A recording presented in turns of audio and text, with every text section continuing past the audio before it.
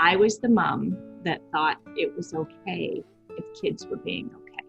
I was the mom that had the rite of passage attitude. October 17th, 2008, that mom who had the rite of passage attitude, kids will be kids, she passed away along with Taylor.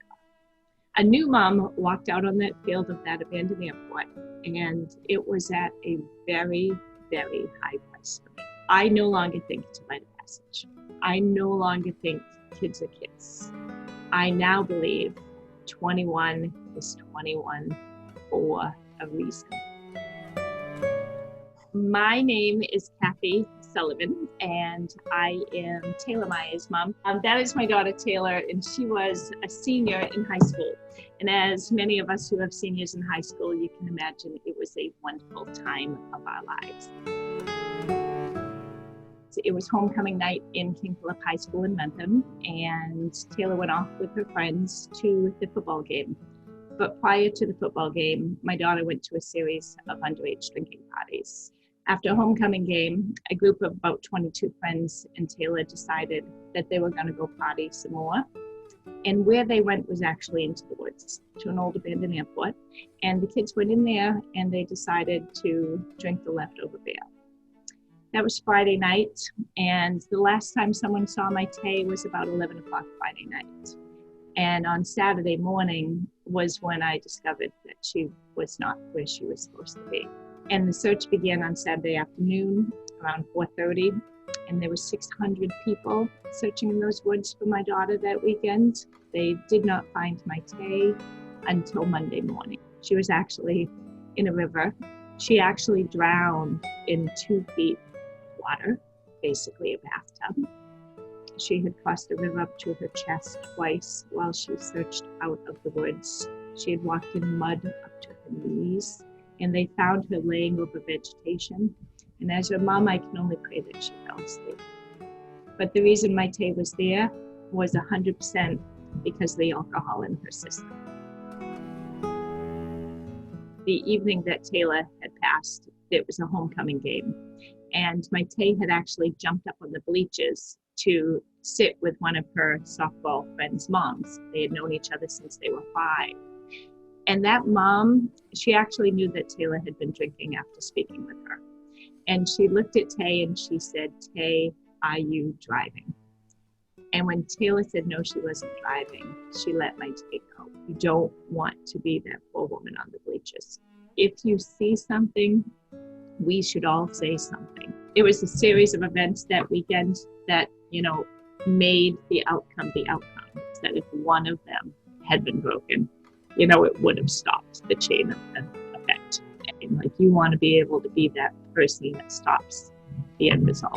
If you need to make sure that all of your kids' friends, parents know that you want that phone call, but you also have to be able to receive the phone call.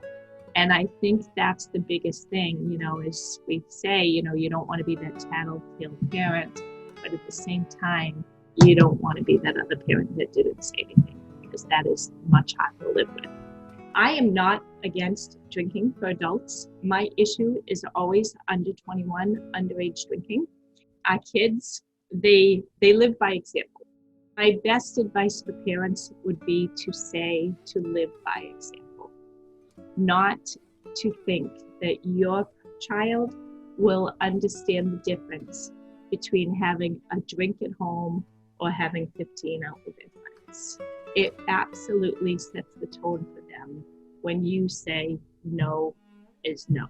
When our kids know where we stand and there's no, wavering, they will make better choices for themselves.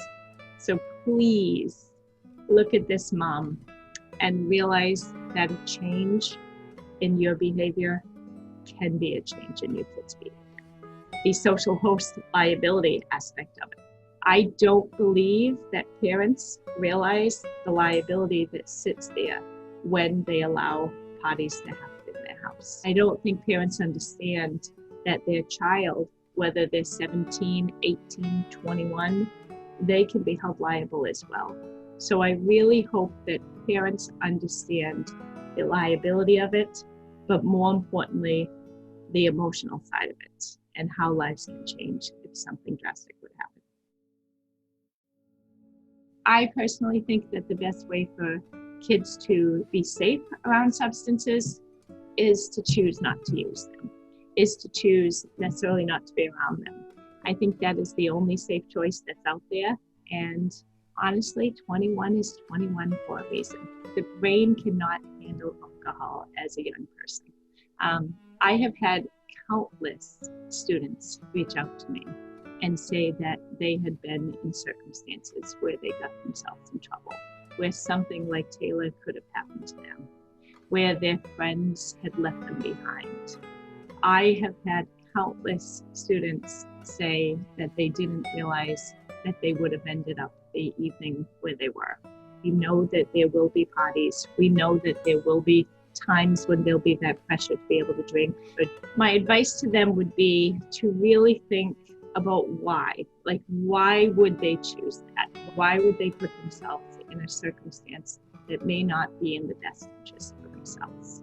We always think, we're not going to drink that much, or we're not going to, God forbid, do that drug. That when you put substances in your system, you lose that control. You actually give it away to something else and you lose that control. Taylor that night was not able to take care of herself. It was the alcohol in her system that created that environment for her. I think that the students today are more aware of the fact that it's always not drinking and driving. I've had moms who have lost their kids to house parties laying on the couch and nobody has even known that they've passed away. I've had moms who have lost their kids to punching windows and slicing the son's vein and passed away in someone's yard in the snow. I've had someone else who lost their daughter from a fire in a campground. We don't know the circumstances that we're putting ourselves in when we choose to drink. And I know that we all hope that our friends will take care of us, but if the friends are not making good choices as well, there really is no one there.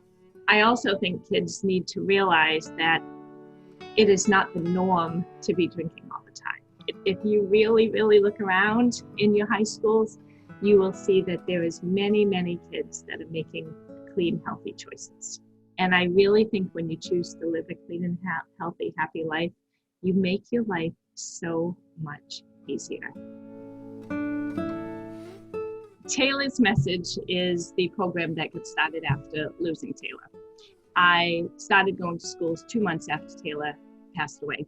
Somehow I stood up at my first school just to be able to share some sort of message to the students and later to the parents to realize how important the choices are. But we go into middle schools, high schools, colleges, community events. We share the weekend of us searching for her, and I share the details of how it affected my family, myself, her friends, her community.